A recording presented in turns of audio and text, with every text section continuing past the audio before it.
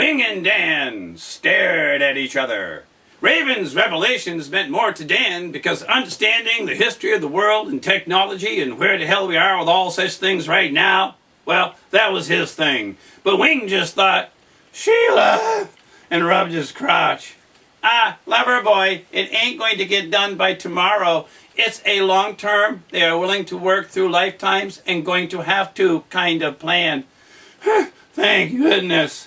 Their reaction showed that Raven was instantly believed. Lester and Earl noticed, nodded, recognized that this new pal was willing to work at friendship. Not the desperate kind of thing that one creature with nothing to do will perpetrate on another with a lot going on. It was simple. They all liked each other, liked to be around each other. It was a wild world and good to have friends. They were their own lives to each other and each knew it in their own way.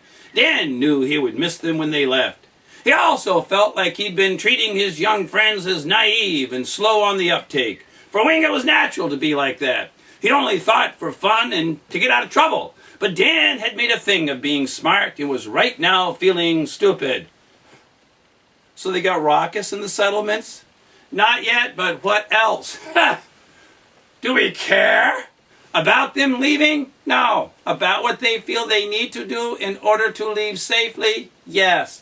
They can't remain detached from the outside world and get off the earth. What they are changing into is the idea of one last contact that will be justified if they leave and therefore forever leave the earth to itself. One time pays for all. No need to feel bad about anything they might have to do.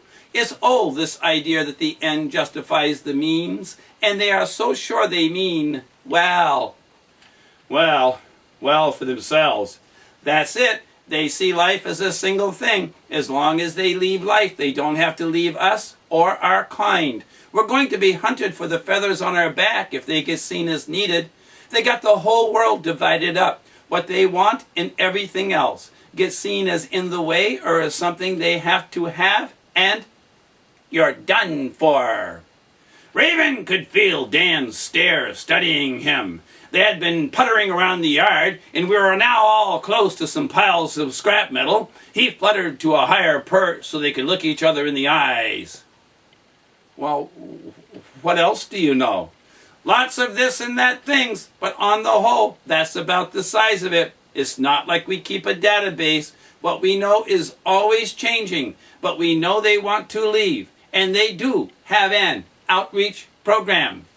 Yeah, most of what they need is already out there, waving his arm out there.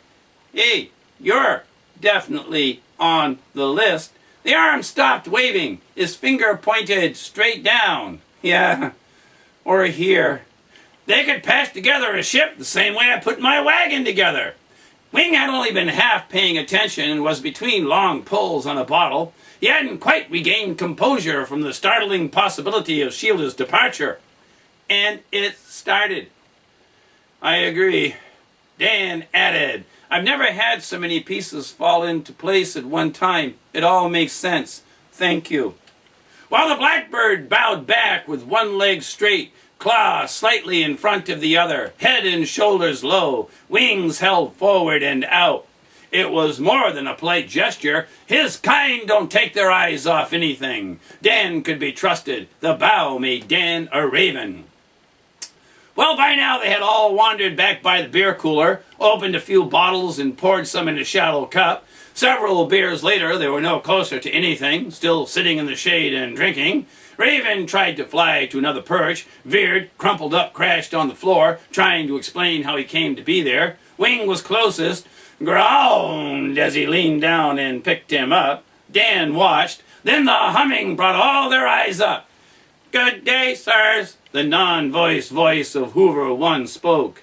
Wing waited for Dan to answer. It was his place. Okay, so good day. We are looking for Scum, sir. Hey, just turn over a few rocks.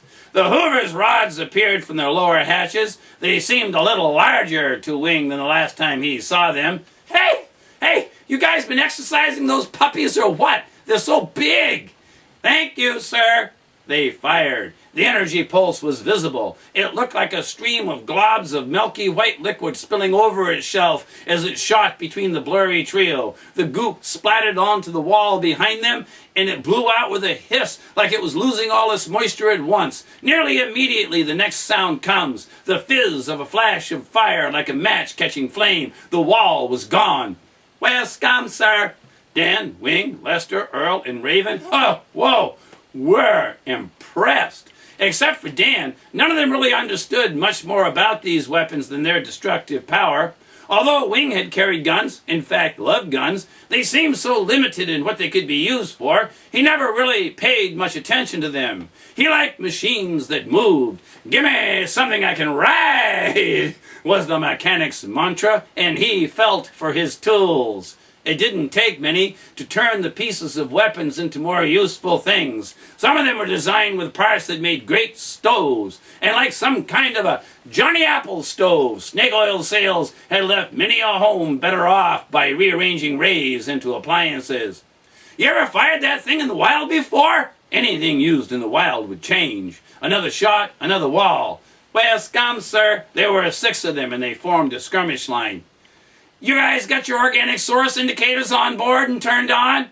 "Why, we are not looking for Scum's shit. We're looking for him, sir." "What's the difference?" came out of Wing's tight, motionless mouth. "Well, Scum, sir." Another shot, and this time a tiny tool shed disappeared. "Yeah, well, let's go get him." "You guys leave your nap home?" "Never heard of that, sir." "Non-aggression programming?" "Never heard of that, sir." Wing got Raven to perch on his shoulder and grabbed a fresh beer on the way past the cooler. "Great beer, boys!" It got their attention. Wing performed a wicked wink. "And we got some sweet-looking, lonely rototillers out back that would love to meet you. How long is your leash today?"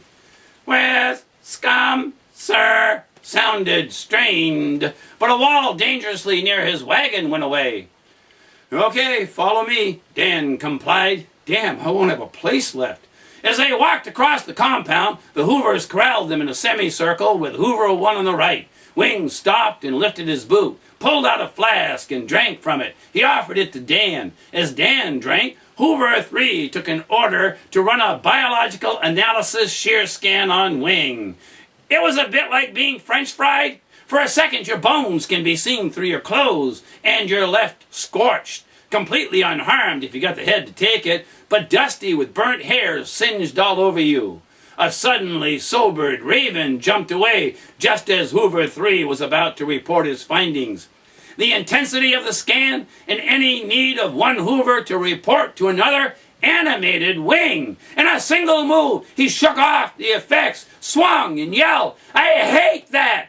yanking the gun completely out of Hoover 1. "You lying bastards! You're all the same, are you? All the same except enlistment date? Bullshit!"